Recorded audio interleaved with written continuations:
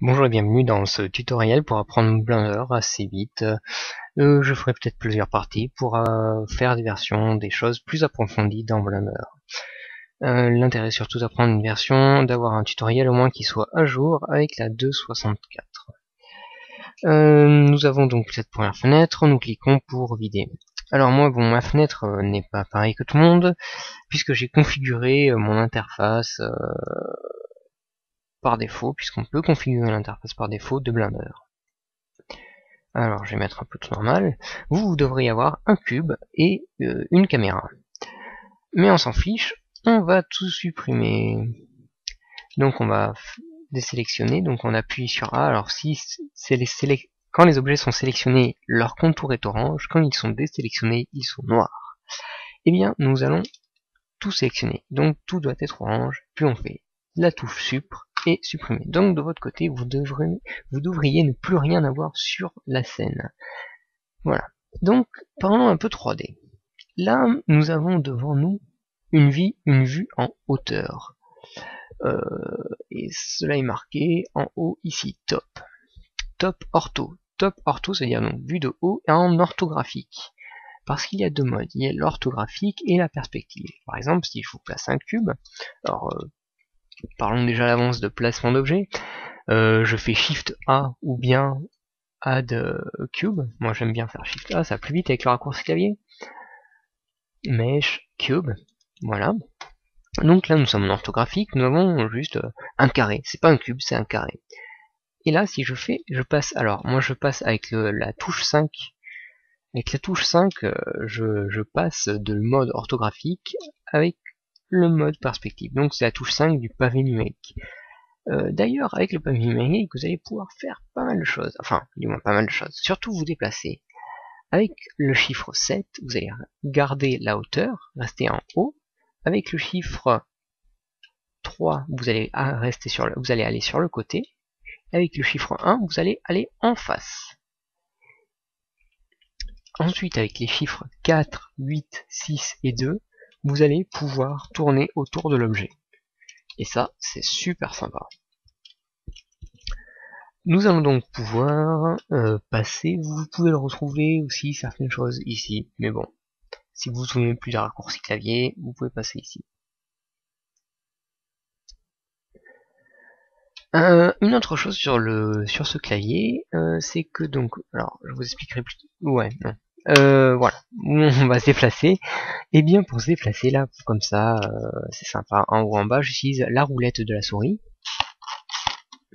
et la touche contrôle ou la touche shift. Alors la touche contrôle pour me déplacer ainsi et la touche shift pour me déplacer ainsi. Avec donc combiné à la roulette. Donc déplaçons-nous à perpète les oies. Et bien, maintenant, je veux recentrer mon point de vue sur le cube. Et bien, il suffit que j'appuie sur le point de mon pavé numérique. Et là, hop, ça y est, je suis recentré sur mon cube. Actuellement, nous sommes dans un mode dit Object Mode. L'Object Mode, c'est un mode d'objet. Hein. On va faire plus simple. Nous avons donc aussi un Edit Mode qui est le mode de géométrie qui nous permettra de modifier les différentes faces, mais nous verrons comment. Nous avons un Sculpt Mode qui nous permet de modifier les faces avec différents outils, gonfler, dégonfler. Bon, là j'ai pas une forme très complexe donc on n'aura pas grand chose. Mais sur un visage, enfin des choses assez poussées, ça peut devenir très intéressant. Des outils bien compliqués dont vous n'aurez pas forcément besoin, à moins que vous mettiez à animer des personnages. Mais là, l'utilisation de Blender prévue, ça sera plutôt pour faire prototyper vite fait des images, créer des blocs assez rapides, pour pouvoir être importés dans Unity ou encore Udeka. Nous avons donc travaillé ce cube. On va faire un petit meuble de ce cube tout à l'heure. Alors, je voudrais décrire encore quelques fonctions de base. Donc, comme on a vu, on a un petit axe ici qu'on peut bouger, suivant l'axe, voilà, ou même n'importe comment. Ça, donc, c'est défini par l'outil sélectionné ici. On peut sélectionner aussi la rotation ou encore la taille. Personnellement, j'utilise pas trop souvent ces boutons. Je préfère utiliser le clavier. Nous avons S pour scale, c'est-à-dire pour la taille. Nous avons R pour la rotation. Et nous avons G pour grade, pour bouger les objets. À ces objets, en fait, à ces fonctions, chacune d'entre elles, on peut appliquer, en fait, la contrainte d'un axe 3D. Donc pour ça, pendant que je fais S, il suffit que je lui dise, avec la touche Z ou la touche Y, sur quel axe je vais les contraindre, ou bien sur le X, donc Y ou Z. On peut lui dire sur quel axe il est contraint. Et cela donc sur les trois outils différents.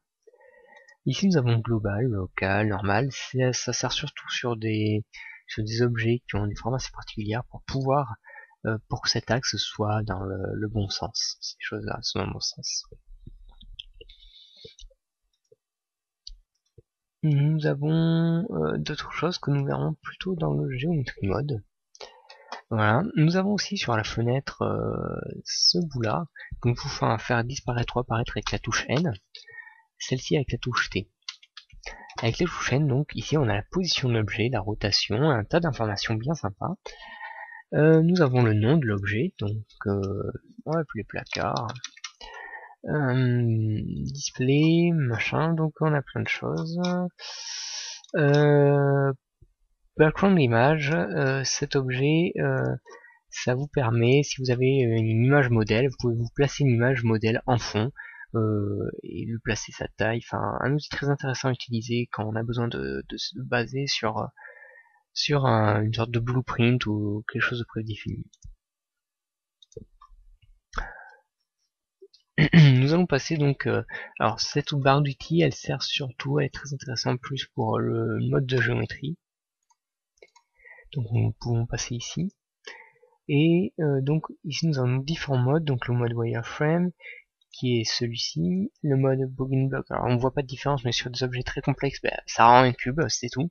Un cube qui englobe la surface. L'OCI, donc celui que nous avons tout à l'heure, qui permet d'afficher quelques couleurs de base, et le textured, mais c'est plus pour quand tout est vraiment prêt. Donc je m'en mets en vue de face. Alors pour ceux qui préféraient avoir une vue partagée en 4, il vous suffit simplement de baisser en bas. Là vous avez le petit curseur qui change, clic droit, et là split area. On va resplitter. Vous pouvez encore resplitter. Et là il y a des gens qui vont dire oui mais moi j'aime bien avoir une vue de caméra. Alors, enfin, ou bien vous pouvez très bien vous débrouiller tout seul comme des grands, vous faites comme ça, ou bien peut-être que vous avez envie d'avoir une caméra. Parce que là on a tous viré. Et bien si je rajoute une caméra, alors ça je viens encore, on fait Shift A, j'ajoute une caméra. Là sauf que la caméra n'est pas dans le bon sens. Alors là je vais mettre en 3. On va virer tout ça, voilà. Voilà. C'est génial. On a une vue de haut, une vue de côté, une vue de face. Une vue de face, j'ai dit, merci. Voilà, et une vue de côté. La vue de côté va nous permettre de réorienter la caméra un peu plus. Voilà. Après avec Shift C, je vais recentrer mon curseur. Le curseur qui est au milieu. D'ailleurs, à propos de curseur, on peut faire en sorte que les objets ou tout autre, le curseur que vous avez ici, suivent ce curseur. Pour ça, vous choisissez cet élément-là, comme vous pouvez choisir d'autres éléments de suivi pour votre cible qui est ici. Donc, nous allons faire Shift A, on a juste un nouveau cube, tout propre, tout neuf, tout beau. Voilà. Alors, il y a un petit point orange.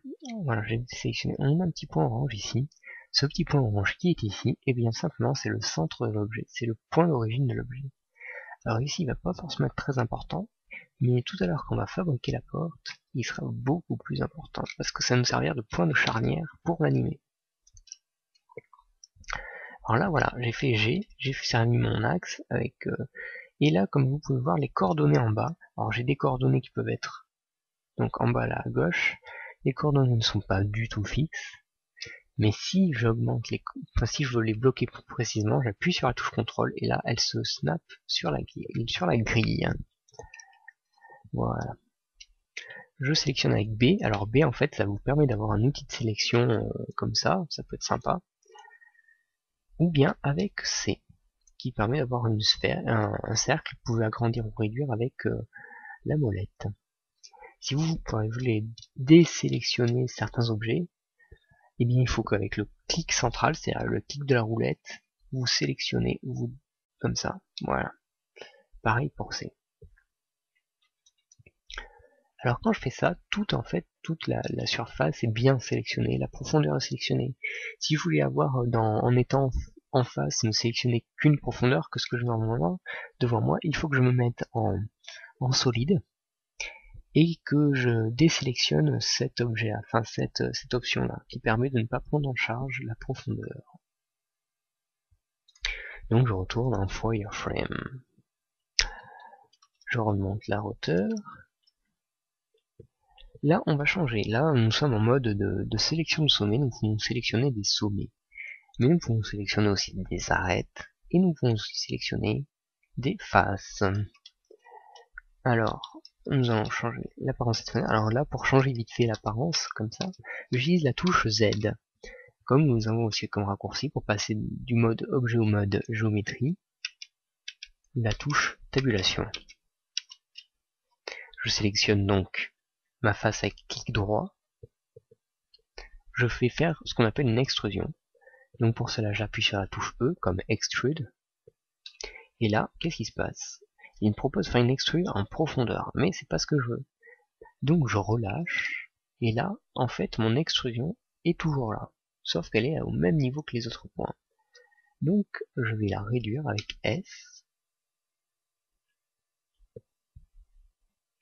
Ça me plaît pas tout à fait, je vais le faire depuis ici.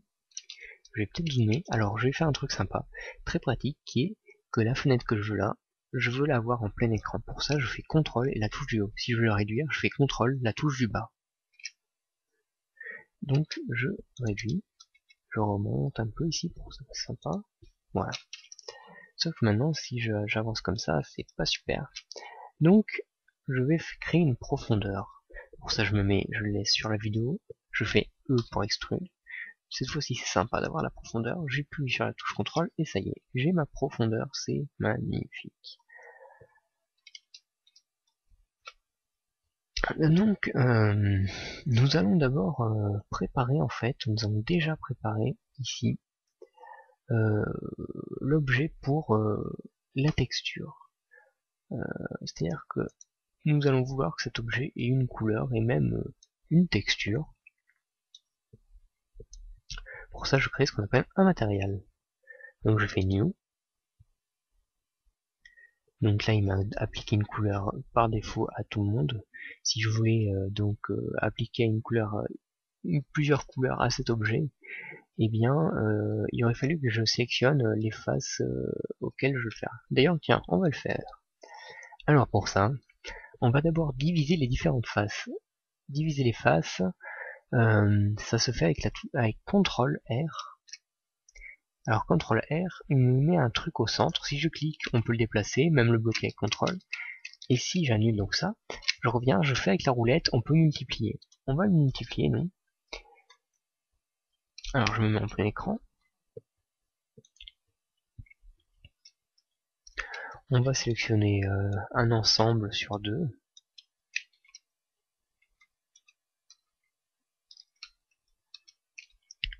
Et comme je suis de très bon goût, on va créer une nouvelle texture. Voilà, comme j'ai de très bon goût, très kitsch, on va sélectionner par exemple une couleur rouge. Voilà, on va diminuer l'intensité. Mais là aussi, ça devient pas rouge, parce qu'il le sait pas. Donc il faut lui assigner, lui dire salut, je veux du rouge. Et là, je l'appelle rouge. Bon. Là, on peut appeler le reste. Ça peut être pratique en fait après pour sélectionner les différentes faces. Si j'ai rien sélectionné, là, j'ai tout désélectionné avec A. je sélectionne, je peux sélectionner avec cette, voilà, il me revient sur la sélection de ces éléments. Donc j'ai la base de mon meuble, c'est sympa. Donc sur cette première partie, nous avons fait une petite boîte, c'est sympa. On revient en Object Mode avec la tabulation. Si je mets en mode caméra, la caméra est pas très précise. Alors je vais faire un truc plus sympa, la caméra, je fais clic droit sur le cadre. Ça me permet de sélectionner la caméra, comme vous pouvez voir. Déjà je vais reculer la caméra, ça peut être plus sympa, on va la caler un peu comme ça, vous voyez. Et là je vais faire Shift F, ça permet d'avoir une caméra qu'on peut déplacer librement et zoomer à l'aide de la roulette, on peut se déplacer à l'aide de la roulette aussi. Voilà. Pour affiner tout ça, je vais rajouter une petite plaque en bas que j'agrandis avec S. Voilà. Maintenant j'ai envie de voir à quoi ça ressemble. Je vais donc sur le petit appareil photo ici. Et là j'ai Render. Et là, c'est sacrément moche. C'est normal. Dans la nuit, tous les chats sont gris. Enfin, sauf que moi je dirais ici, dans la nuit, tous les chats sont noirs. Donc, nous allons ajouter un chat, une lumière. Donc j'ai fait Shift A, lampe, nous avons différents types de lampes, point light, donc c'est un point de lumière, sun, donc qui est une lumière de type directionnel, qui permet de choisir la direction des ombres. Nous avons spot, bien, comme son nom l'indique, c'est un spot, et ça c'est une lumière d'ambiance. Et l'autre, c'est un peu plus compliqué aussi.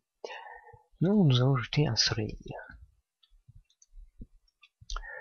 On le monte, on fait une petite rotation, on se met en vue de haut, on fait une rotation. Oui, comme vous avez remarqué, je travaille pas trop avec les 4 vues, c'est pas vraiment dans mes habitudes. J'aime bien tourner autour avec le pavé numérique à côté. Là, cette fois-ci, on retourne. Alors, cette fois, je vais pas recliquer sur Render, je vais appuyer sur F12. F12 nous fait le raccourci.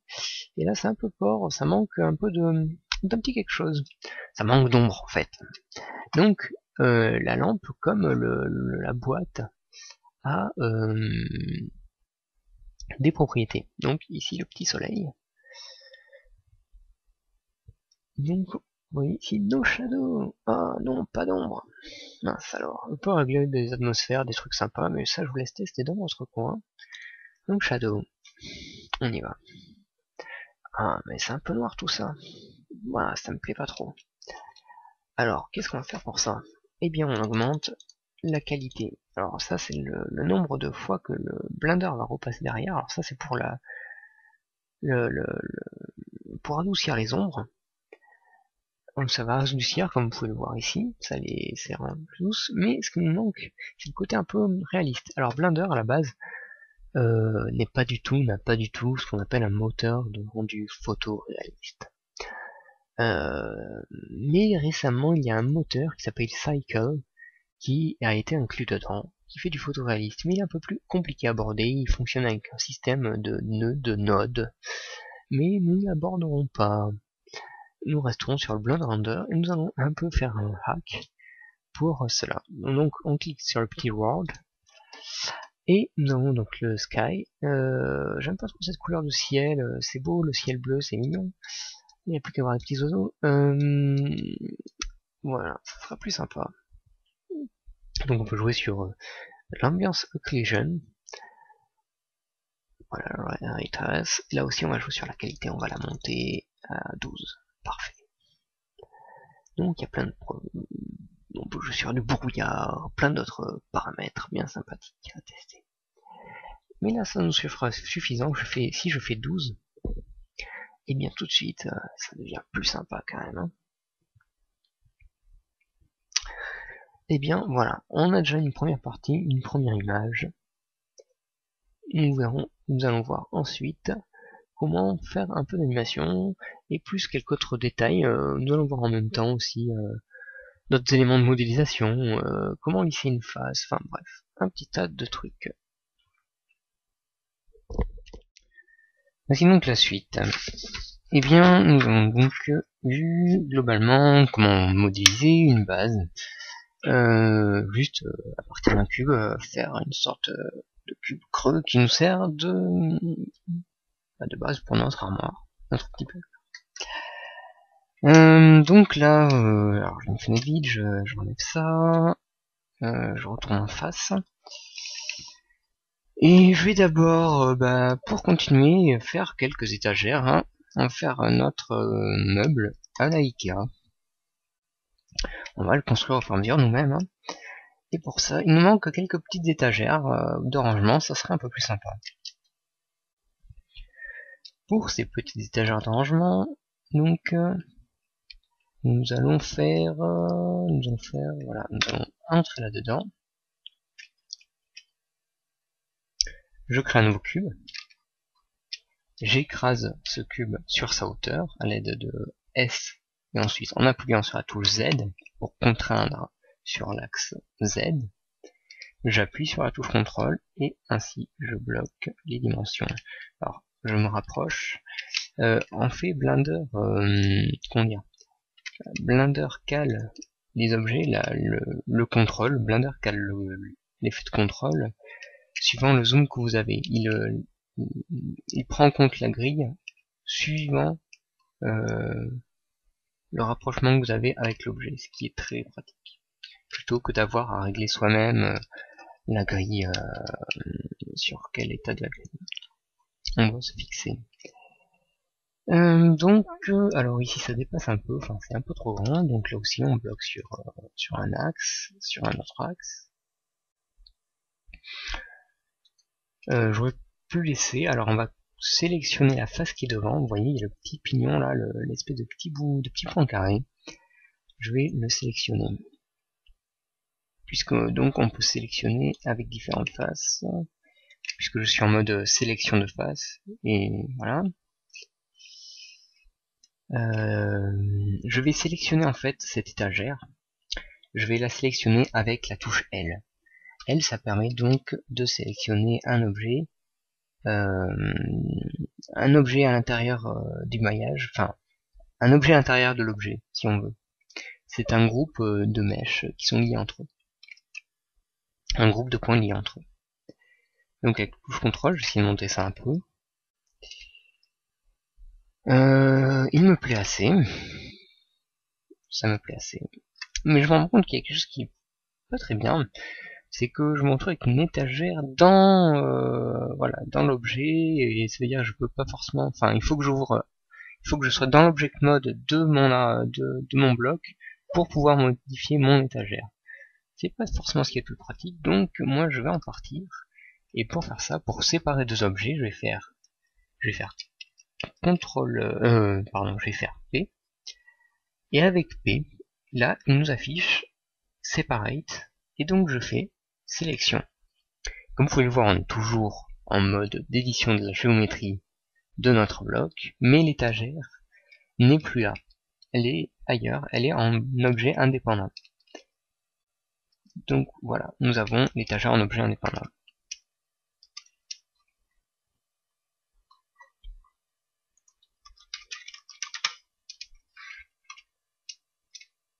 On va le dupliquer avec Shift D donc. Shift D nous permet donc de dupliquer, et là je bouge un peu n'importe comment, donc j'appuie sur Z pour bloquer ma duplication. Voilà, je le refais, et comme ça je peux me déplacer. 3 étagères. J'ai envie de mettre les petits pignons qui vont me permettre donc de faire tenir les étagères. Alors pour ça, je vais faire Shift A de ma vue de haut. Je fais un cylindre. Alors le cylindre, il y a une particularité, c'est que vous avez sur certains outils comme le cylindre donc le nombre de vertices à régler. Donc moi je vais le réduire en réalité à 12, parce que c'est un petit objet donc on n'a pas besoin d'énormément de sommets.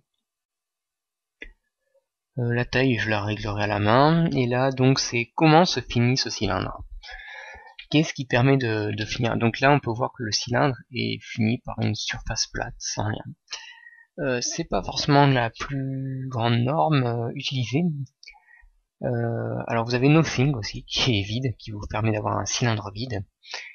Et on a Triangle Fan. Il nous faut Triangle Fan si après on travaille avec des logiciels comme Udeka, Unity, enfin bref, dans du jeu vidéo, des choses comme ça.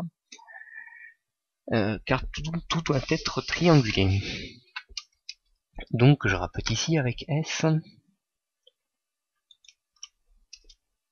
Je vois ma vue de côté ici. Je fais une rotation que je contrôle, avec la touche contrôle, pour obtenir 90 degrés.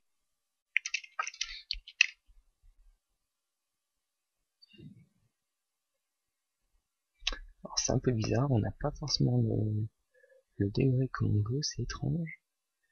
Bon, 94, oui, c'est un peu original comme mesure.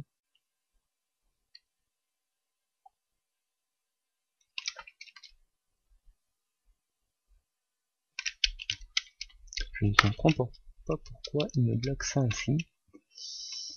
Voilà, 84, 85, 86, 87. Oula.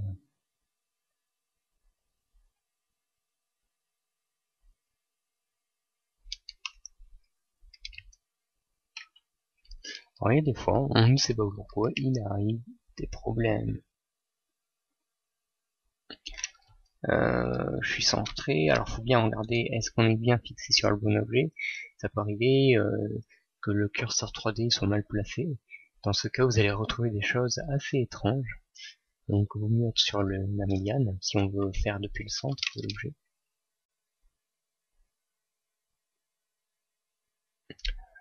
On va faire ça comme ça, ce n'est pas grave. Donc, continuons. Mettons en vue de face, ici. On voit, c'est pas non plus dans ce sens-là que je le vois ici. Donc, je fais une rotation dans la vue de haut.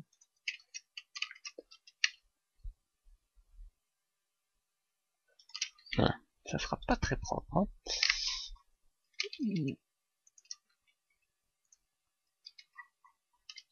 Donc là, on va extruder ça pour avoir une forme un peu plus arrondie au bout.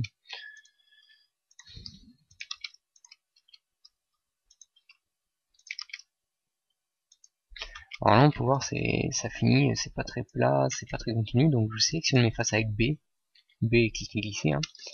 Et là, je vais faire S et Z, et du coup, en faisant S puis Z, en concentrant tout sur 0, le but est d'obtenir donc un point assez précis.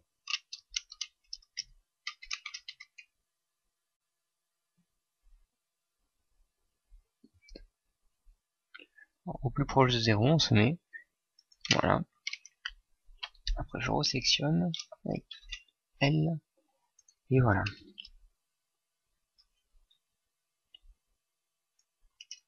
On a un objet, c'est parfait. Alors, tant que j'y suis, lui, je vais assigner un nouveau matériel. Doré, par exemple. Un petit ton jaune. Un petit reflet jaune. Un jaunâtre. On va étendre un peu ça. Remonter. Là, après, c'est vous qui voyez, hein, vous vous amusez avec. Un effet de reflet avec Mirror.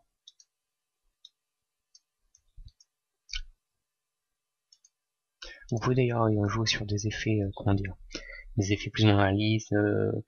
Quel est l'indice de réflexion? C'est-à-dire qu'il y a des endroits où on peut ne pas avoir forcément de réflexion suivant l'axe dans lequel on est orienté. Enfin, voilà, il y a des éléments assez réalistes. Et on assigne. Maintenant, on va pouvoir appliquer ça. Allez, hop, Shift D, on y va, on perd pas de temps.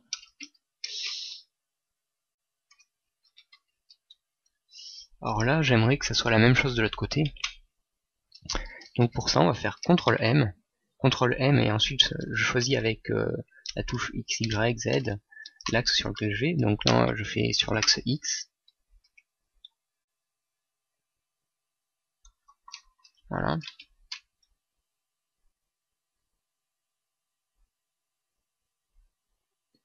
Là, j'ai une étagère toute belle. Voilà, j'ai des pignons tout jolis.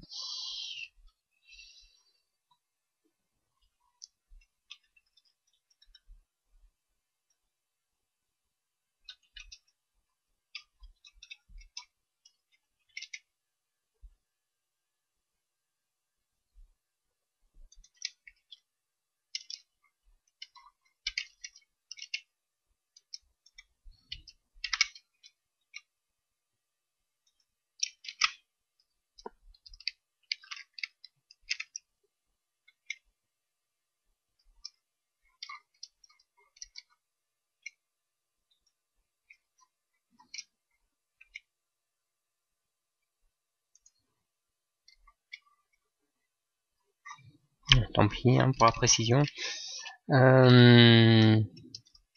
Donc on peut voir déjà, on a ces objets-là de placer. Je vais pas forcément leur appliquer de texture, mes étagères, j'ai laissé comme ça. Et puis on va passer à la fabrication de la porte. Donc pour fabriquer la porte, je vais faire Shift A, un cube. J'édite mon cube, et là je vais jouer donc sur déjà premièrement le point sur lequel est mon cube, sur son axe d'origine. Parce qu'après on va animer cet objet là. Donc voilà, je quitte le mode objet pour pas modifier le point d'origine, le mode géométrique pardon, et je vais caler comme ça. Ce qui fait que si maintenant je fais une rotation, alors ah oui, je monte ici, ah oui, hop.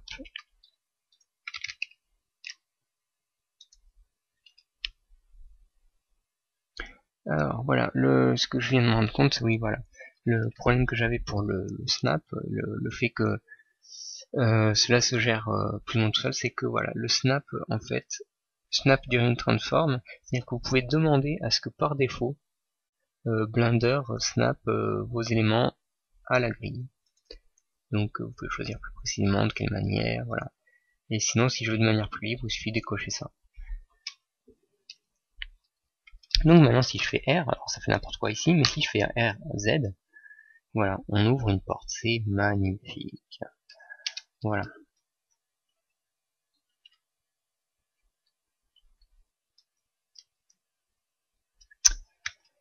Donc nous avons ça ici. Et bien maintenant, on va faire une petite poignée quand même, ça pourrait être sympa une poignée pour la porte. Donc, je me mets en face. Je me centre bien sur le point là. Je fais Shift A, Circle. Je me mets en... Alors là, en face, on va pas pouvoir faire grand chose. En mode de sélection de face, donc.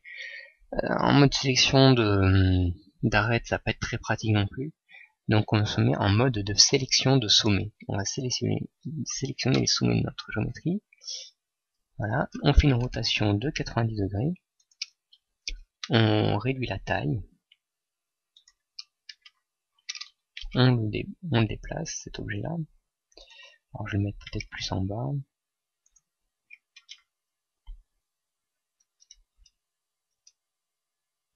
Alors là, je fais une extrusion de ce cercle. Je fais encore une extrusion. Sauf que je vais faire mon extrusion, je l'annule en faisant échappe pendant l'extrusion. L'extrusion existe toujours. Et je fais S pour la taille. Et là, on peut voir, alors on le voit sur ma fenêtre de droite, d'en bas à droite, que ça change le centre, ça fait une sorte de centre. Voilà. J'extrude. Je vais enlever le snap parce que ça va m'embêter. Et là, je vais faire un coude. Et je n'ai jamais été très bon pour faire des coudes. On va peut-être pas le commencer comme ça. On va le commencer comme ça. En fait, vous faites une rotation, vous extrudez, vous faites une rotation, extrudez, une rotation, jusqu'à obtenir quelque chose de... d'arriver à ce qu'on veut. Avoir un coude qui revient à presque 90 degrés, parce que bon, on n'a pas trop fait dans la précision.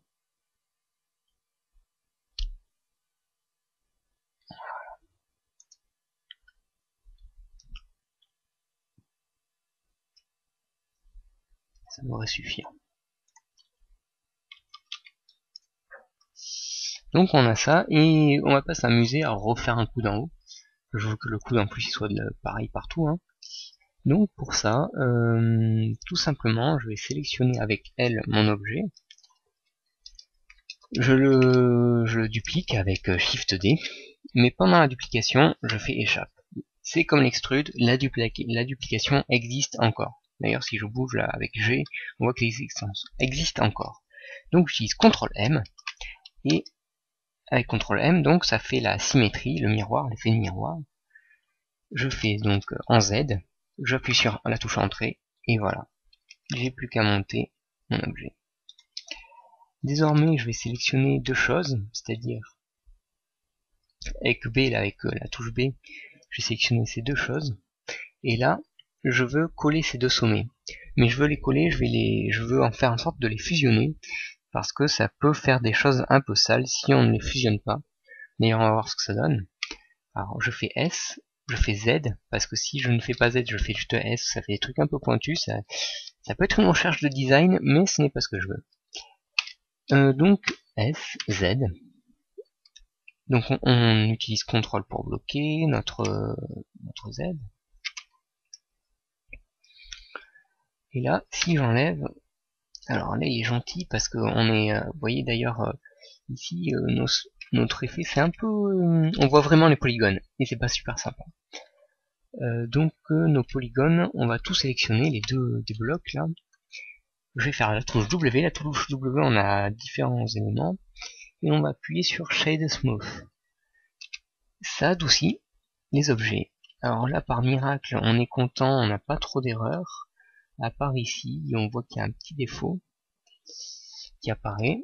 Alors on va commencer déjà par faire W, Remove Double, c'est-à-dire que le centre qu'on a créé tout à l'heure par le S et le Z, ça crée des doublons dans les sommets.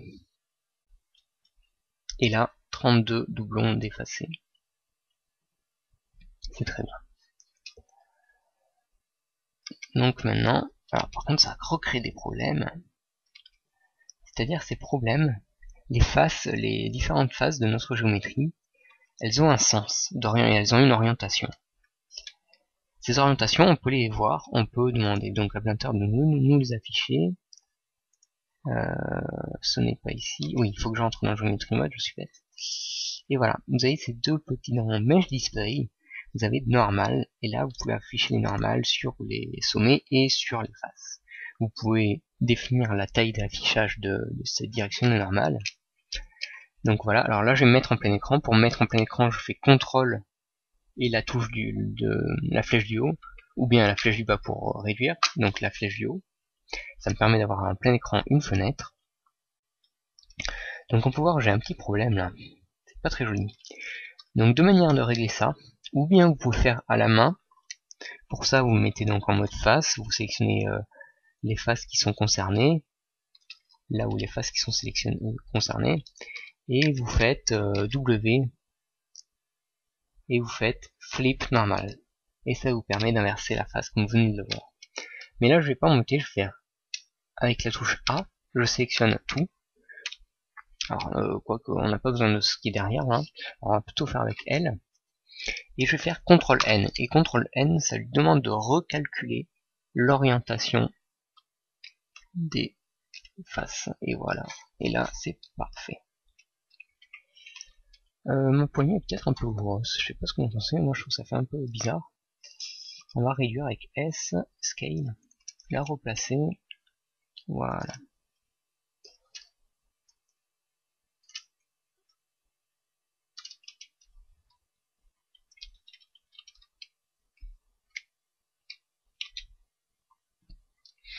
Donc toujours notre bel effet.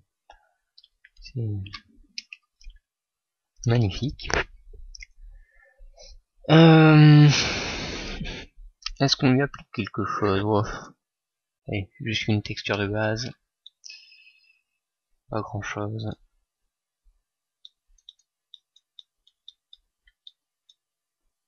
Pas trop violent non plus.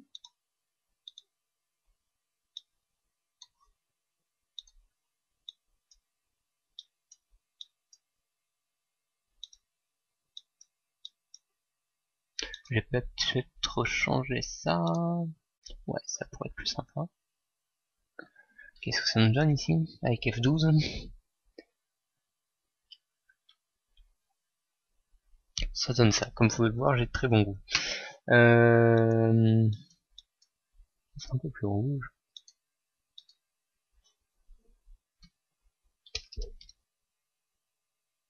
C'est déjà mieux. Alors, on peut se dire que les objets sont pas aussi dur que ça dans la vraie vie. Donc on va le faire alors pour un objet, moi j'ai pas envie de le faire pour tous, mais on va le faire pour cette boîte, pour ce devant, cette porte, sélectionner qu'elle, et là en fait on va biseauter hein, l'objet. Donc j'ai fait W, la touche W, bevel, et avec la touche bevel, vous allez pouvoir, en vous éloignant avec la souris, voir le degré de biseautage que vous pouvez appliquer. Voilà, je clique, et là, vous avez au passage d'autres informations qui s'affichent, qui sont en fait, vous pouvez redécider de la forme, vous appliquez à votre biseau. Donc, avec des options à tester, voilà.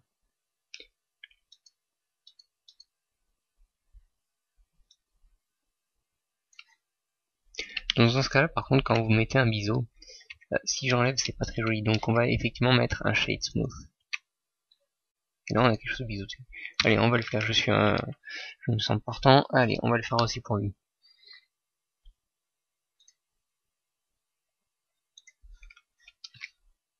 Shade smooth avec W. Et là, le contraire, si vous avez mis shade smooth, quelque chose que vous ne voulez pas, vous avez tout de suite en dessous shade flat. Voilà.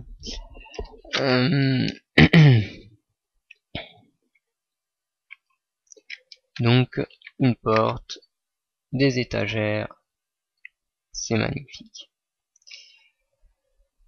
Nous avons donc réalisé ici une suite de la porte. Et ce qui va m'intéresser maintenant, c'est que cet objet-là, alors cet objet-là, je vais lui donner une texture, quelque chose en bois, une texture de bois, à partir d'une image. Alors ça me gêne un peu pour travailler pour la suite. Donc je vais les ranger dans un des calques, c'est-à-dire que Blender, ici, vous avez des calques. Tous ces petits points, ces petits carrés, ce sont des calques. Alors ce ne sont pas des calques comme vous pouvez avoir dans GIMP ou Photoshop, ce ne sont pas des calques que l'on superpose, ce sont plutôt des calques de rangement, ou des casiers de rangement si vous voulez, dans lesquels on va pouvoir mettre les objets, les faire apparaître ou disparaître, pour travailler d'une manière plus fluide. Donc pour faire ranger un objet comme celui-ci dans un de ces calques, j'appuie sur la touche M. On ne confond pas avec le CTRL M qui lui sert donc à d'axe, avec les différents axes, donc c'est bien M, tout seul. Je le mets sur le deuxième calque, et là, hop, il a disparu. Et si je veux le faire réapparaître, j'appuie sur la touche Shift, et sur le petit carré, et là il apparaît ou disparaît. Donc on a remarqué, quand il y a quelque chose dans un calque, il y a un petit point qui se fait dessus. Voilà. Donc là, ce que j'ai envie de faire là maintenant, c'est pour texturer ça proprement, je vais créer ce qu'on appelle un UV. L'UV, ça consiste plus particulièrement donc dépliage d'UV. C'est un peu comme si vous aviez un objet d'origami, un objet d'origami. Vous allez dire, ben, je vais découper mon origami. Je défais de l'origami. C'est le sens contraire. On fait les choses à l'envers. On va vouloir déplier cette forme 3D. Alors le plus pratique, c'est se mettre en mode sélection d'arrête. C'est là que je vais regretter d'avoir fait un biseautage en fait. Parce que ça va rendre des choses un peu plus compliquées. Ah tiens, je me rends compte, c'est pas très lisse ici. Hop, shade smooth un petit coup. Voilà, donc on va vouloir lui dire où il va découper les éléments. Donc pour ça, je vais faire clic droit sur ma face. Là, je vais faire donc encore clic droit avec Shift. Je tiens Shift maintenu et je peux sélectionner comme ça plusieurs arêtes. Si je veux sélectionner plusieurs arêtes aussi d'une manière continue, je peux utiliser CTRL. C'est-à-dire il va déterminer le chemin qu'il faut faire pour sélectionner les différentes arêtes, le maximum d'arêtes. Donc là j'ai fait CTRL ici, mais ça s'arrête pas grand chose. Je vais le faire ici par exemple pour vous montrer bien. Voilà. Et ici il a compris tout le chemin qu'il fallait faire. Les arêtes que je voulais moi dans les affaires. Alors l'UV mapping, le dépliage d'UV pardon, ça s'apprend. C'est avec l'usage, moi j'ai encore du mal. Je cherche encore, c'est pas évident, ça peut être aussi une grosse prise de tête. C'est pas la chose la plus agréable à faire, mais il faut le faire. Alors ici, c'est pas forcément très grave si on ne le faisait pas. Alors là, je vais virer aussi la plaque. Voilà, c'est pas très grave si on le faisait pas, parce qu'on va mettre une texture un peu générique. Mais si vous aviez une texture très précise, des éléments précis que vous vouliez mettre depuis Photoshop, enfin une texture Photoshop, nous verrons tout à l'heure comment on travaille un élément, un UV sous Photoshop. Alors c'est tout à fait faisable aussi sous GIMP, hein. Il n'y a pas de problème pour ça. Il s'agit juste d'avoir une image. On travaille avec un template que va nous fabriquer Blender. Voilà.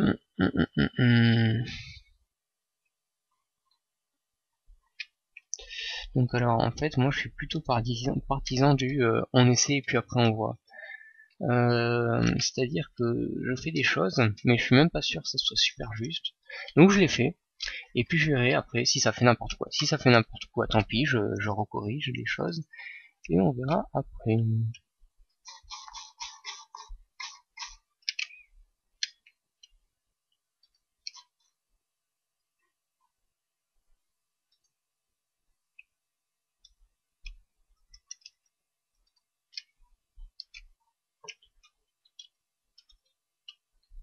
On va déjà appliquer celle-là.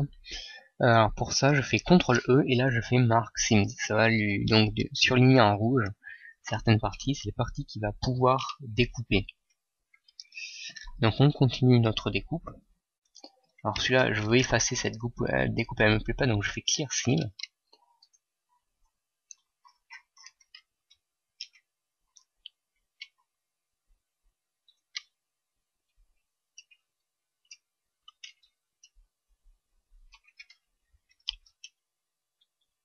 Voilà.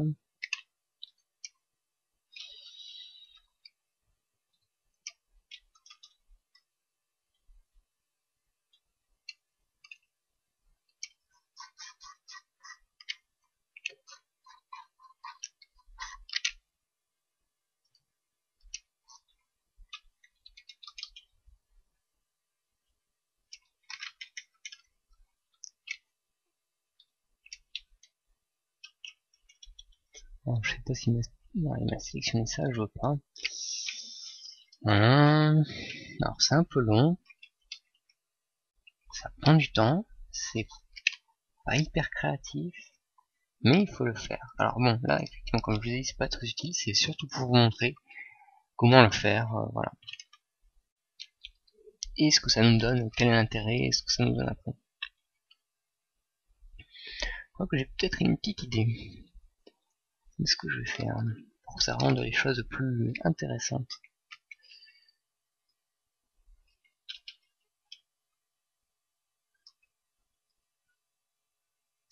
Alors, je suis pas sûr d'avoir tout que ce soit intéressant ici.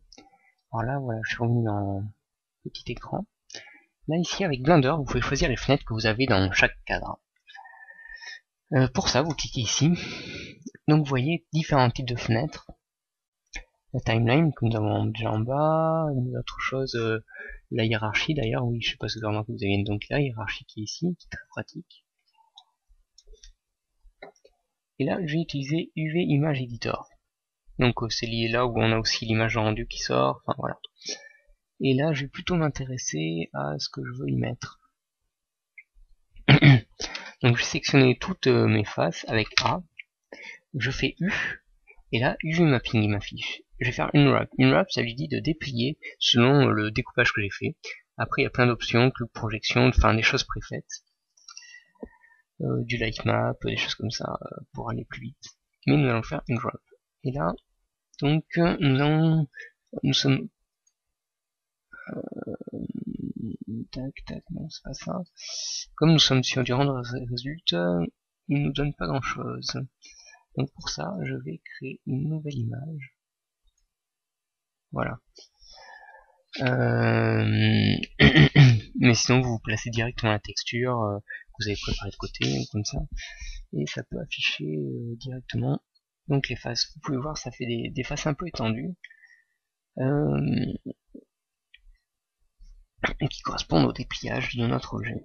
Alors on pourrait diviser encore plus si on veut pour avoir quelque chose de moins tordu. Cet UV en fait, ce dépliage, on peut très bien l'exporter, export layout, et ça nous permet de créer un fichier en fait. Et ce fichier PNG, si je l'exporte, voilà.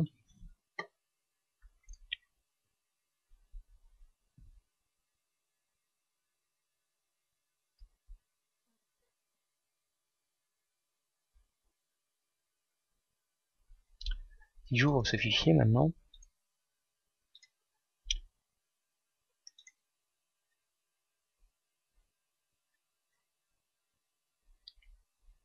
tuto PNG, voilà, on se retrouve avec des faces. Alors les faces rouges qui affichent ici parce qu'il y a des faces qui se superposent, ça veut dire que c'est pas bon. Enfin, ça ne sera pas gênant sur un rendu Blender traditionnel, mais pour du jeu vidéo ou des choses plus complexes, pour du rendu photoréaliste, c'est très gênant d'avoir des faces qui se superposent. Dans ce cas-là, il faut revoir comment a été déplié l'UV et faire en sorte que chaque élément soit bien défini. Mais il faut pas non plus s'amuser à découper toutes les faces face par face, parce que c'est très pénible après pour travailler dessus, et puis les textures risquent de ne pas coller entre elles. Donc l'avantage d'avoir ça, c'est qu'après vous pouvez très bien faire un nouveau calque et gribouiller dessus et réappliquer votre texture après dans Blender, le réexporter pour Blender. Je garde Photoshop de côté pour une texture tout à l'heure.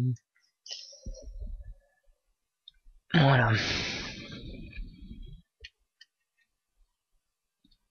Donc ça ne change rien pour moi. Nous allons vouloir juste ajouter une texture à ça, c'est à ces parties blanches. Nous faisons New, et là Blender affiche Cloud.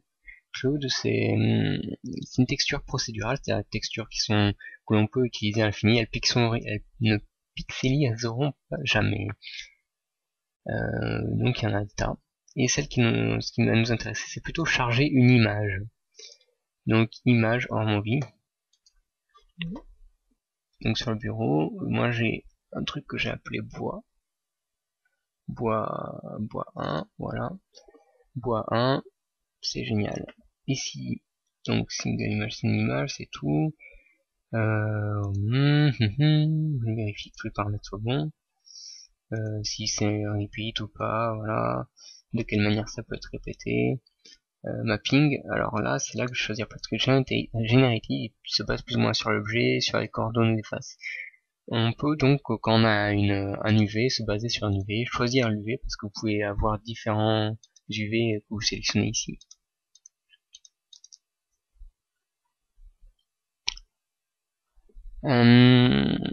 Donc, nous allons donc revenir sur notre texture. Oups. Oui, ça perd un peu les objets. Voilà, donc je suis content. J'ai ma texture qui s'applique sur mon matériel. Si on fait bof, ici on a les deux. Donc si je fais 12, voilà. C'est pas spécialement joli, vous êtes d'accord avec moi. En plus vous voyez les étagères, j'ai rien appliqué, j'ai pas cherché à gérer du V, j'ai tort d'ailleurs de ne pas avoir fait du V. Donc, bon, on va laisser ça comme ça quand même. Et on va s'intéresser à autre chose, c'est que déjà la texture on aimerait qu'elle soit un peu plus granuleuse et plus répétée. Alors déjà on va la répéter un peu plus. On va mettre 20. Et puis j'aimerais bien qu'il y ait quelque chose qui en ressorte, ça fait un peu plat. Pour ça en fait, alors je vais aller dans Photoshop. Je vais ouvrir ma texture.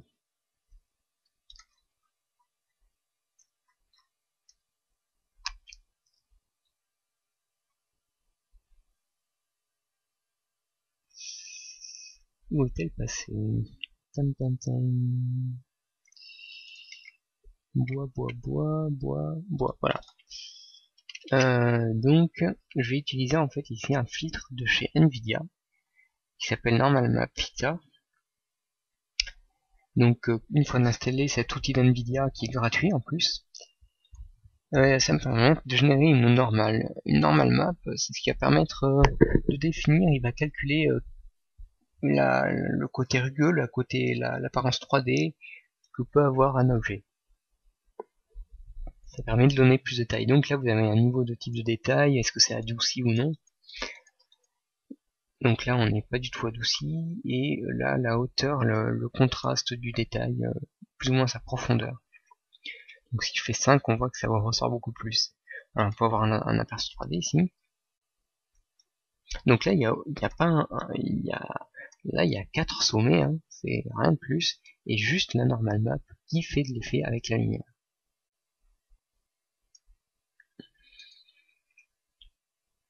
Voilà.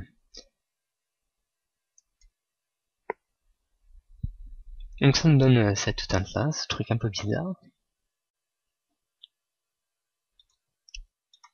J'enregistre sous, alors moi j'en avais déjà fait une, voilà, bois normal.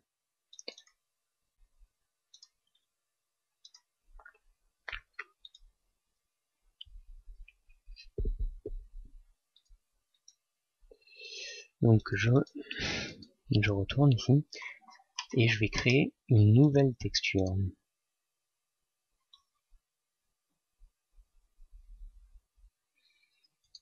Je vais chercher image en movie, bois normal. On lui applique l'UV. On multiplie pareil.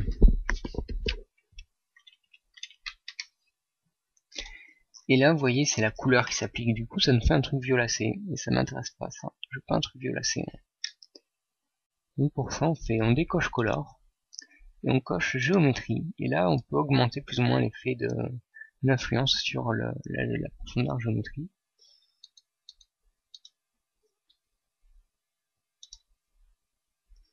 On va enlever un peu du hardness.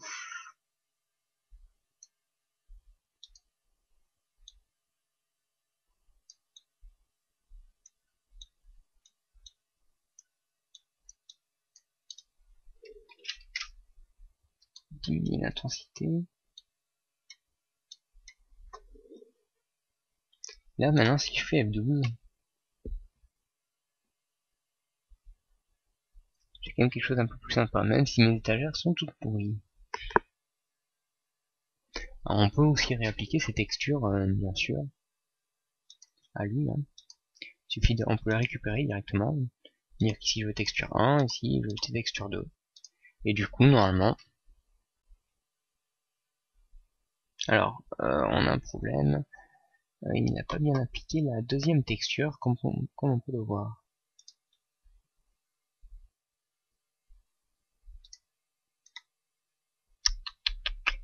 Alors, c'est passé où ça? Ah oui, c'est pas ici, c'est là. C'est pas très bien passé, donc voilà, il a laissé color, et moi je veux que ce soit la géométrie.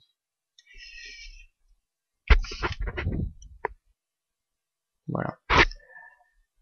C'est pas très agréable à regarder, donc ah oui, parce qu'il a mis ça. Donc on réapplique. Alors faut refaire les manipulations, et des fois, hein, parce qu'il récupère pas forcément tout.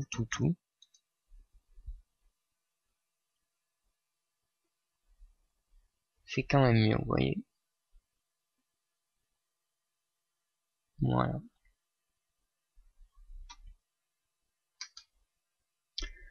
Alors il influence un peu trop sur la couleur.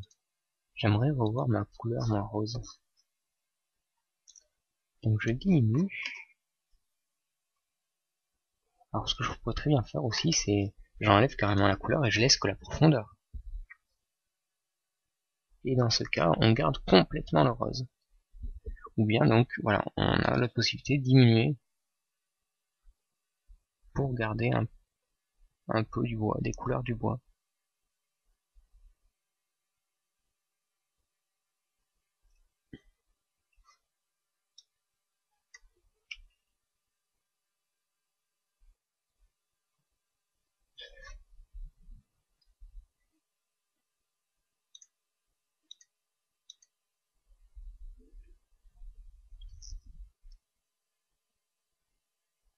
Ouais, on va s'arrêter là pour le mauvais goût. Voilà, donc je vais faire réapparaître mon étagère, ma porte pour la suite. Puisque désormais nous avons vu les éléments principaux. Donc j'enregistre mon tutoriel. Et voilà. Donc nous avons enregistré un fichier. Ah là oui. Pour enregistrer un fichier. Ouh là là, j'ai oublié l'essentiel. File, file, file, save as. Et là vous l'enregistrez où vous voulez. C'est pas compliqué.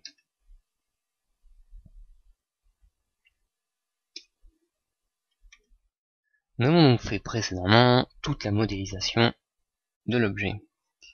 Désormais, on va voir un peu d'animation. Ces animations pourront en plus être récupérées dans d'autres logiciels.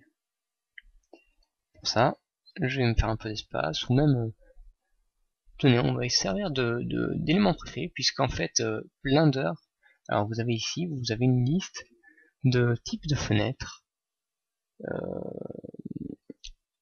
dans lesquelles vous pouvez, des types d'espaces de travail que vous pouvez utiliser, des arrangements déjà faits. Vous pouvez aussi naviguer entre ces différents agencements avec la touche CTRL et les flèches droite et gauche. Donc que ce soit pour du scripting, pour de l'animation, de type de montage, puisque en fait là ici vous avez une table de montage et vous pouvez monter votre petit truc. Vous avez aussi ce qu'il faut pour le Game Logic, qui est la création de petits jeux vidéo avec Blender. Donc on va s'orienter plus vers de l'animation. L'animation ici, donc nous avons notre fenêtre centrale, notre fenêtre 3D,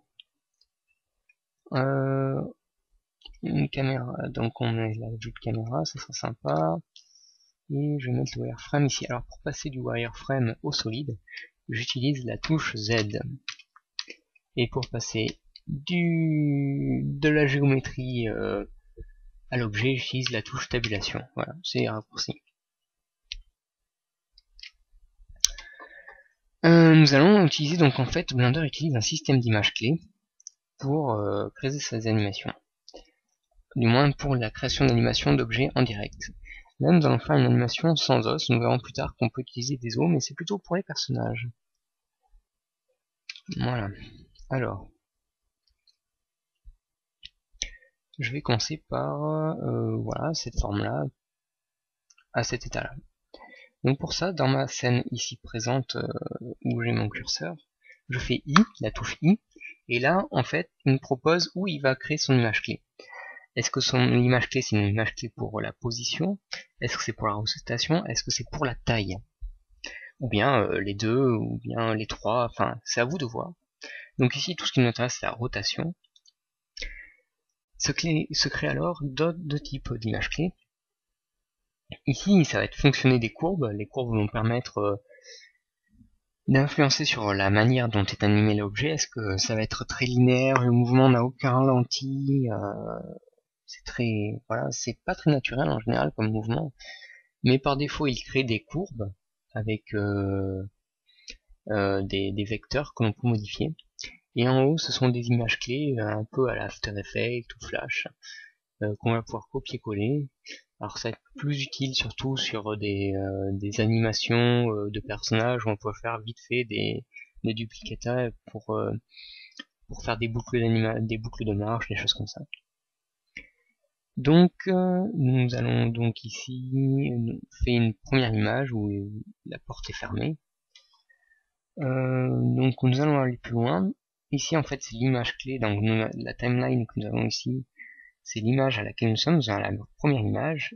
On est à 25 images par seconde, donc je vais aller à, on va dire qu'on va mettre une seconde pour ouvrir la porte, donc je vais mettre à 50 images. Vous voyez que tout se déplace. Je vais faire une rotation R, en Z, donc j'ouvre ainsi, voilà. Et maintenant je fais I, rotation, et il m'a appliqué un point ici, donc vous pouvez voir il y a la courbe qui se tend. Alors on peut plus ou moins essayer de réafficher, de lui demander de nous retirer les éléments, voilà. Je clique sur ces points-là. On peut le faire la même ici. Et renaviguer avec contrôle roulette comme pour les fenêtres.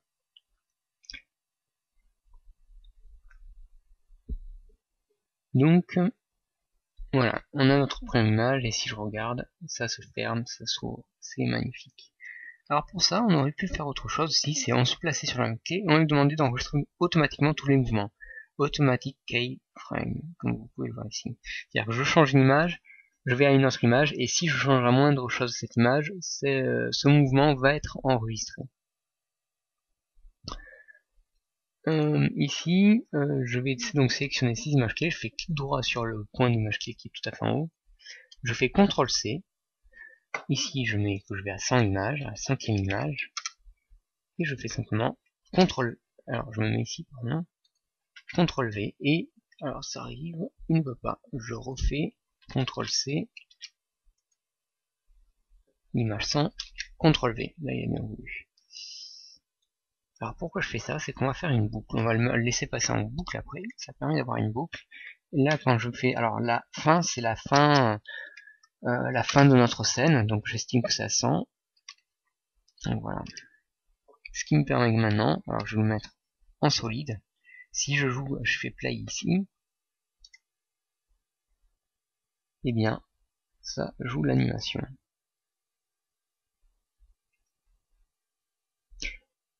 Et là on est bien content de bien avoir bien correctement mis notre origine en axe de charnière.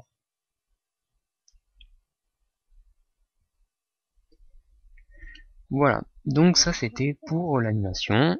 Si on peut rendre aussi une animation, on peut la faire aller dans le render, sauf que ce sera pas render, ce sera animation. Ce qui est bien, c'est de réduire l'anti-aliasing parce que ça marche pas mal. Choisir le format, donc ici on peut avoir du H264, du MPEG, à vous de voir. Hein. Comment vous voulez configurer votre codec. Donc on a pris le 7, déjà configuré. Voilà, est-ce que vous avez de l'audio que vous avez monté sur votre table de montage, et vous n'avez plus qu'à faire animate, et là en fait ça vous lance image par image le rendu de votre animation. Donc ici c'est l'avancement pour chaque image. Chaque petit carré qui se fait dans un rendu en fait, c'est la vitesse, enfin c'est chaque bout du processeur, chaque cœur du processeur qui va vous calculer l'image. Donc là on voit l'image se faire au fur et à mesure. On voit qu'on en est déjà à 5 frames, enfin la 5e image de notre animation. Au passage je vous ai pas parlé, ça c'est le nombre de faces que vous allez avoir, de points de sommet que vous pouvez avoir dans votre scène. Ça peut être très important de savoir si on a un peu trop surchargé ou pas notre scène. Voilà, donc ça c'est pour la base de notre animation. Je vais vous faire voir maintenant d'autres choses au niveau des animations, de l'animation avec des os. Donc on quitte ça avec échappe. Pour l'animation avec des os, je vais d'abord construire quelque chose qui a un intérêt à utiliser des os. Alors je vais me mettre sur un autre calque, voilà. Je centre mon curseur et en fait on va créer quelque chose de tout nouveau. Avec un cube à la base.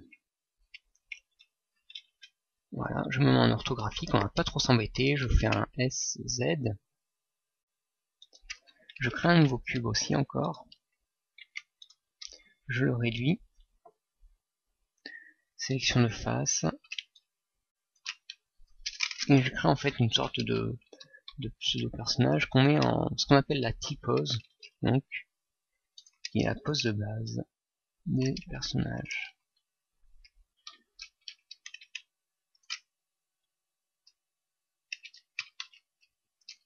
Je remonte un peu en haut, voilà. Je sais pas du tout ce que ça a donné ici. Voilà, hein. C'est rien d'extraordinaire. je fais un duplicata, CTRL X, M, CTRL MX, pardon.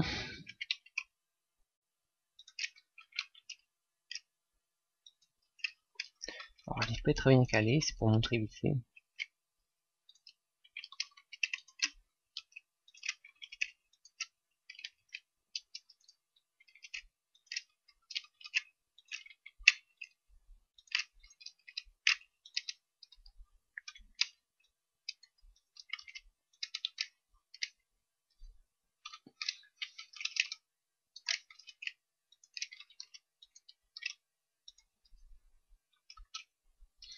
Alors, pour sélectionner plusieurs choses avec L, avec la touche L, je laisse Shift enfoncé et donc ensuite je fais Shift L, enfin ou L tout court.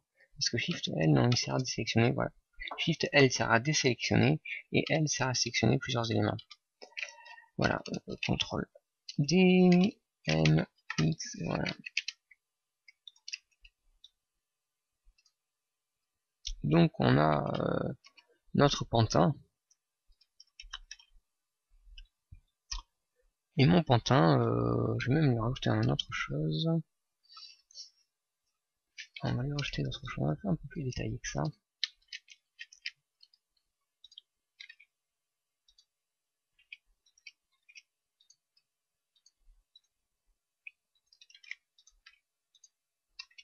Voilà.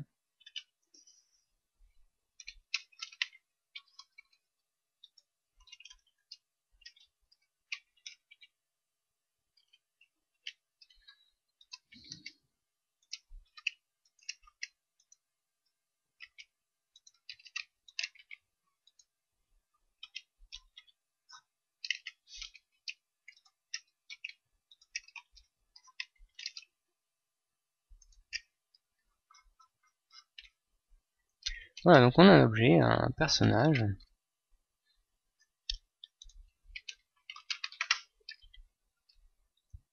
Et ce personnage, je vais vouloir le faire bouger.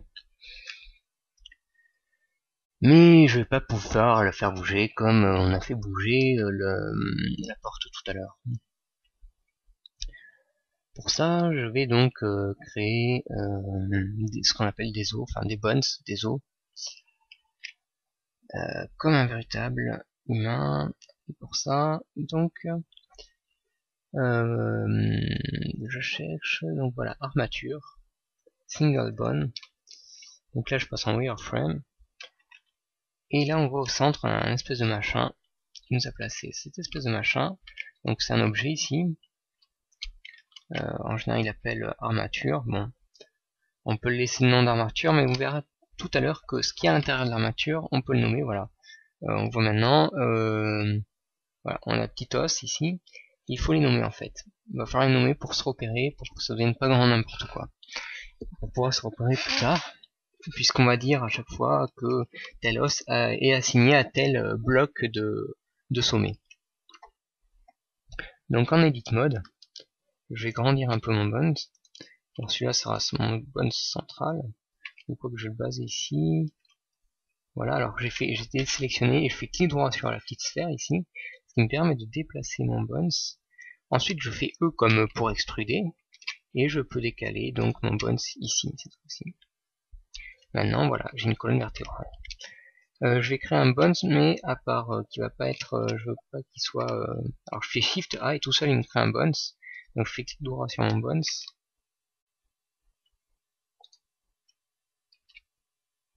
Je vais bouger cet os. J'extrude encore. Donc au niveau de la dénomination, on va appeler ça arrière pour arrière. Moi j'ai envie de nommer ça comme ça. Donc bras, ça c'est son bras droit. Donc avant bras droit. Faut essayer d'être assez générique, enfin se trouver une nomenclature pour les objets. Et main. Voilà. Ce qui fait que du coup, voilà, quand je sélectionne tout mon ensemble, je fais Shift D, je fais Shape, CTRL M, X, et là j'ai mon ossature. Mon ossature elle porte des noms pas très cool. Un 001 il fait dupliquer, moi je vais juste à mettre G à chacun d'entre eux.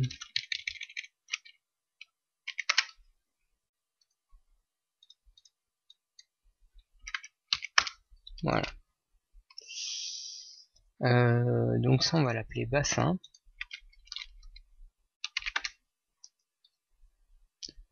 Et ça, dos. Voilà. On pourrait même faire un autre ici qu'on appelle tête en fait.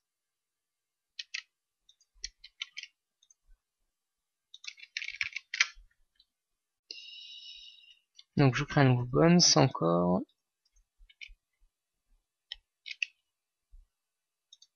J'inverse parce qu'en fait alors il faut faire attention. Là en fait c'est sur cette sur ce point que va se faire la rotation du bones. C'est la grosse partie du bones ici est la partie la plus importante. Enfin la partie parente si on peut dire. Donc il suffit que je déplace dans l'autre sens mon bones.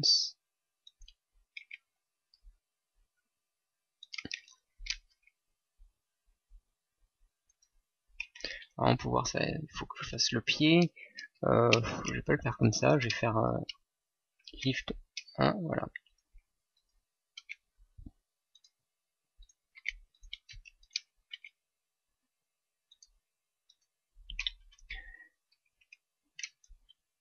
Donc maintenant, voilà, je les ai liés. Ah oui, je vais quand même faire lier, en fait, je vais vouloir que ces éléments, en fait, soient liés entre eux.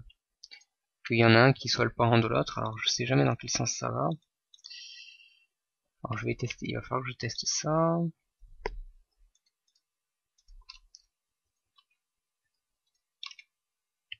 Il n'a pas fait de parenté.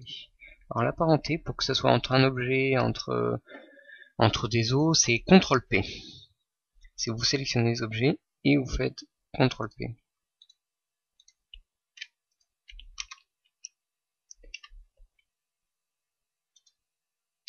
Voilà, il a connecté, ça va pas. Keep offset, c'est pas ça. Voilà. Hop. Voilà, il a. Maintenant, si je vais en pause mode, comme on verra tout à l'heure. Alors, comme on voit, voilà, je me suis trompé. Il faut bien sélectionner dans quel sens on fait les choses parce que du coup, c'est le bras qui contrôle le centre et c'est pas du tout ce que je veux en fait. Voilà, j'ai fait CTRL Z pour tout annuler.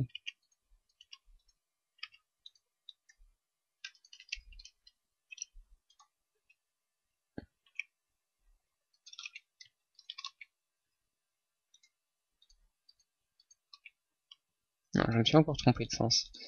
Décidément.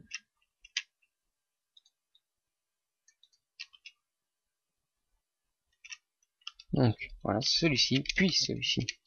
Donc, keep offset. Voilà, c'est beaucoup plus correct. On voit en plus le lien se fait ici. Ce qui veut dire que alors, le pose mode c'est ce qui nous servira tout à l'heure. Voilà, le bras vient avec.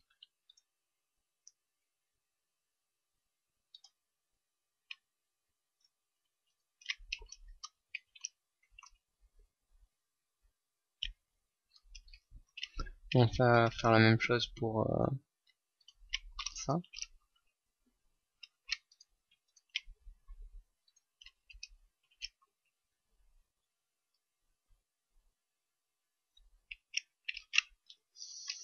Ah oui, et ici je me suis trompé. Ou quoi que non, non, je me suis pas trompé en fait. Oui, d'accord, voilà. Donc, ce qui veut dire que à ça, on keep offset, à chaque fois je fais CTRL P keep offset. Comme ça, il lit les objets entre eux. Là, je fais Shift D. J'ai oublié de les nommer, c'est un peu bête. Donc, on va le nommer.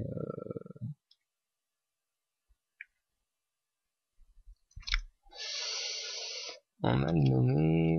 Je vais peut-être annuler. Non, je vais pas le supprimer parce que. Voilà, il n'y a pas de supprimer. Voilà.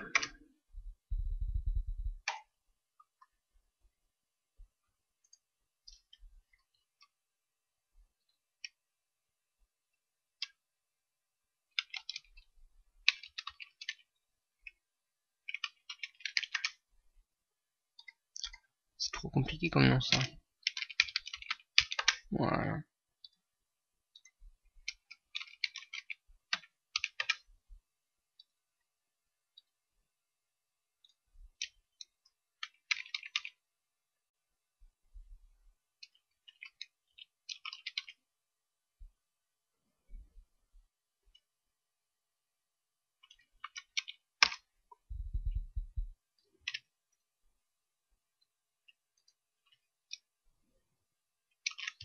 On voit que j'ai persisté dans le nom de nom.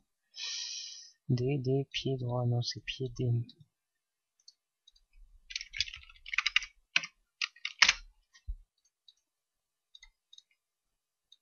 Donc ici, bien évidemment, j'ai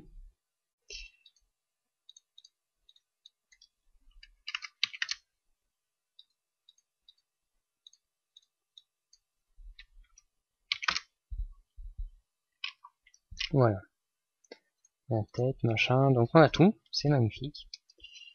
Sauf que voilà, le pose mode qui sert à bouger les éléments, si je fais ça, bah si je bouge un os, il se passe rien. En fait, il faut lui dire qu'on va appliquer l'ossature à l'élément. Pour ça, on sélectionne donc le pantin vers le bones, vers les bones, et là il me propose plusieurs choses. Alors object, bon, c'est juste suite d'objets, un parent d'objet, donc c'est pas ce qui nous intéresse. Après il y a les armatures, ça devient déjà plus intéressant. Alors with empty groups, ces noms on va se servir, c'est-à-dire il va créer les noms de groupes en fonction des noms des eaux qu'on a nommés, ou bien with envelope weight, with automatic weight, ces choses-là c'est plutôt fait comment dire, par rapport c'est Blender qui va essayer de calculer lui-même quel maillage va être appliqué à qui. Et je ne vois pas, moi je vais créer un petit groupe. On peut retrouver ainsi, ici dans le ah oui. Maintenant il faut que j'ouvre, voilà. Donc on retrouve ici les groupes, vertex group. Donc on a le bassin, mais il sait pas qui c'est le bassin. Donc avec elle, on va sélectionner le bassin et on fait assign. Ok, on désélectionne le dos, on sélectionne le dos et on fait ça ainsi pour chacun. La tête. Donc on a dit arrière bras droit.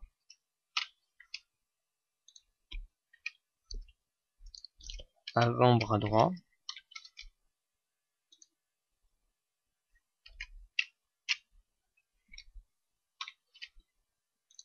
La main du bras droit.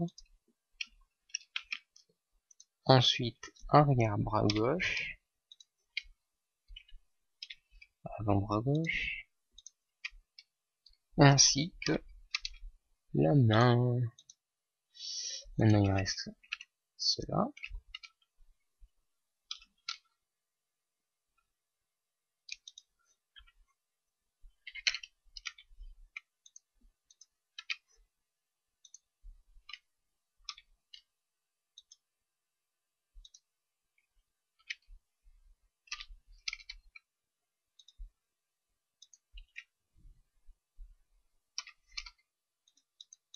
Alors on pourra remarquer si je reviens par exemple ici que je fais select, voilà, il sélectionne en plus, il prend la sélection de l'objet qu'on sélectionne, auquel on a appliqué le groupe. Voilà. Ce qui fait que maintenant, si je vais retourner en object mode et que je sélectionne, alors je vais mettre en vue de perspective, ça va devenir tout de suite plus sympa, et que je sélectionne le bones mode, que je prends ce bones par exemple, et bien, alors on voit qu'il y a un petit problème quand même, et des fois ça se règle, ce genre de choses, c'est problème d'influence, et on voit que les choses font des rotations. Alors tout va, sauf cette main, bon ça arrive. Donc voilà, si je bouge ma main, je fais EO,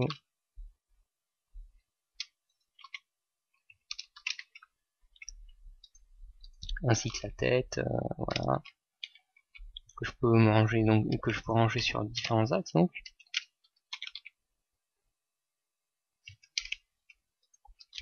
pareil pour les pieds. Alors là, pareil pour les pieds, on a aussi un problème de contrôle et d'influence.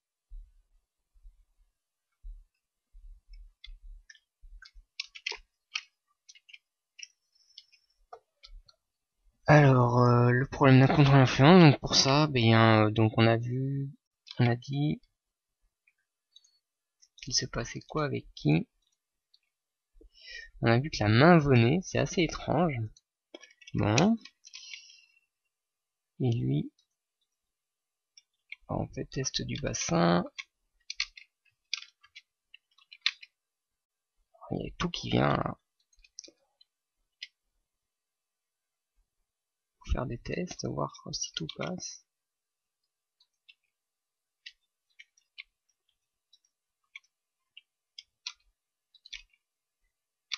Bon, alors, ouais, si on regarde, c'est pas. Alors, nous retournons donc dans l'objet en lui-même. Donc c'est la main gauche qui ne va pas.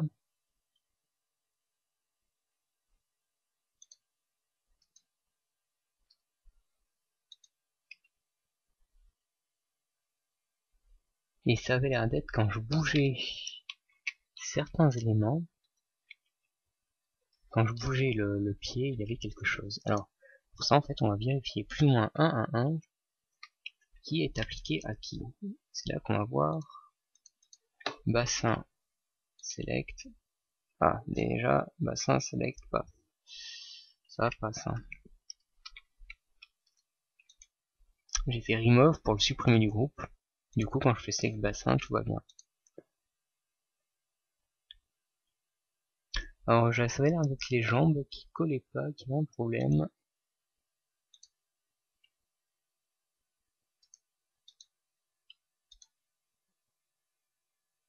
Je crois que je viens de le voir, j'ai même pas fait attention. Oui, voilà, c'est ça.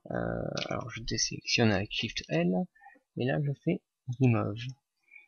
Et du coup, maintenant, nous ne devrions plus avoir de problème pour animer notre pantin. Voilà, notre main s'allume bien comme on le souhaite. Donc maintenant, c'est comme tout à l'heure en fait. Donc cette fois-ci je vais pas modifier, je fais Automatic Key. Et là en haut, donc il va signer pour chaque bones voilà, le mouvement. Alors voilà, je vais faire mon bones, je vais faire ça au feeling. Je vais d'abord lui mettre les bras sur le côté, ça sera sympa.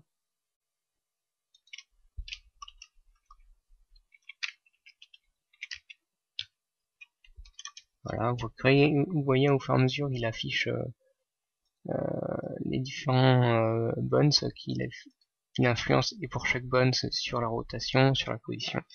Alors pour être sûr que les choses se fassent proprement, parce que là, si je vais plus loin et que j'applique une autre transformation à par exemple la tête, et bien ça sera le premier état de la tête. Donc si j'ai envie qu'il y ait des choses qui se fassent entre, en fait, je vais faire I et je vais forcer l'image clé avec lock, rot, and scale. Je force donc la localisation, la rotation et l'échelle. Et là il y a tous les éléments qui apparaissent. Donc voilà, c'est notre première image clé.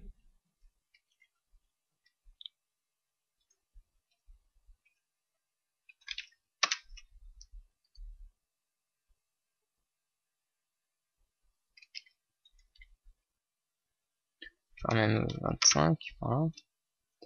Là, on va lui faire lever le bras.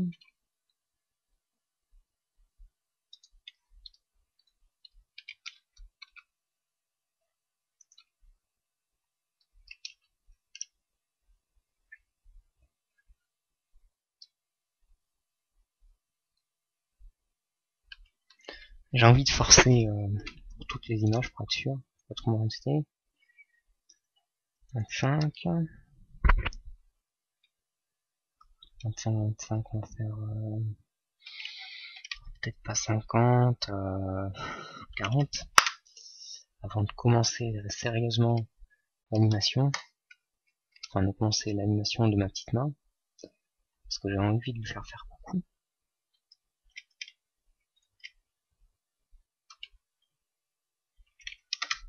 Donc là on va commencer notre mouvement.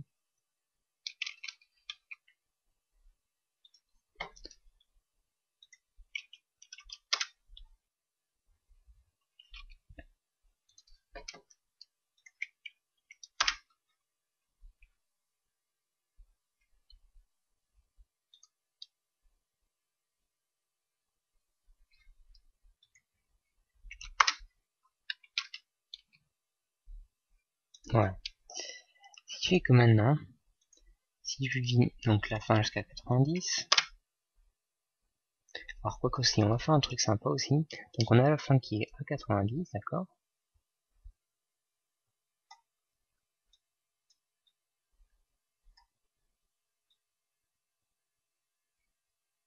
C'est pas exactement, j'arrive pas, voilà.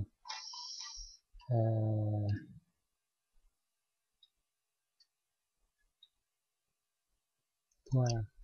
Donc comme on a dit tout à l'heure, il y a des images clés, je fais clic droit dessus. Et je veux retourner à l'image clé.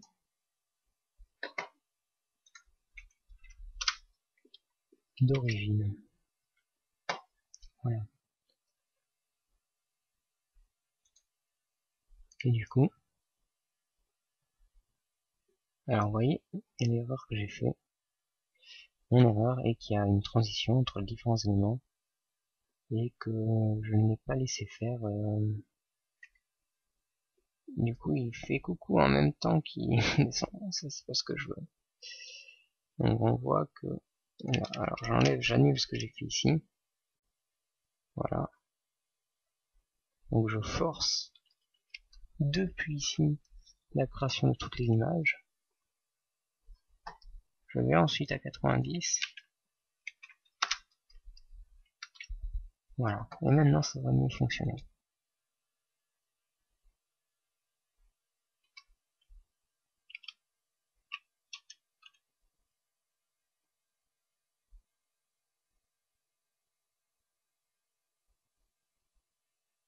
Voilà.